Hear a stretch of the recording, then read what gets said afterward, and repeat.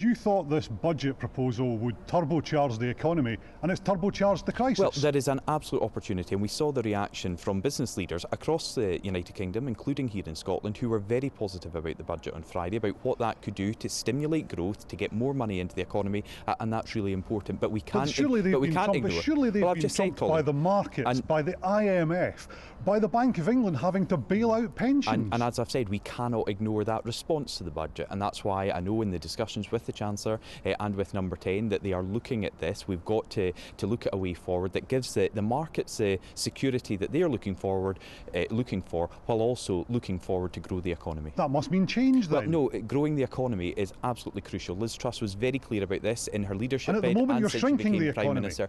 But there is information required, needed by the markets, by the Bank of England. That's something that the Chancellor is very aware of. Parliament's back in a week's time. I expect there to be statements or urgent questions to the Treasury on that issue, and we will hear more, of course, next week. Do you think there'll be any mortgages left on the market by then? I mean, that's a huge concern. You know, like many people, Colin, I'm a mortgage payer. Mortgages are being withdrawn at the moment, and people can't get that. So we cannot allow this to continue, but we have to look at how we grow the economy. Understandably, we are very worried about what's happening here in the United Kingdom, but we are seeing very similar but impacts. Not worried enough to change anything Colin, from last Friday, which has saying, effectively crashed the economy. What I'm saying, Colin, is we are seeing very similar impacts in the European Union. We're seeing very similar. Nothing like this. No, we are seeing in terms of the strength of the euro plummeting. We have seen that, and we've also seen the strength of the dollar go extremely high. People not being able to pay back their mortgages because of the massive increase in the interest rates they're facing. We're not seeing that in other countries at the moment. That's exactly the point I'm saying, that the government are not ignoring this. They are looking at this. They're looking at how they can respond to give that But they've created this. To give that assurance to the markets. Because but in terms of mortgages, they have created this current crisis. What we need to do is provide that security and that certainty to the markets going forward to allow us to continue with the plans for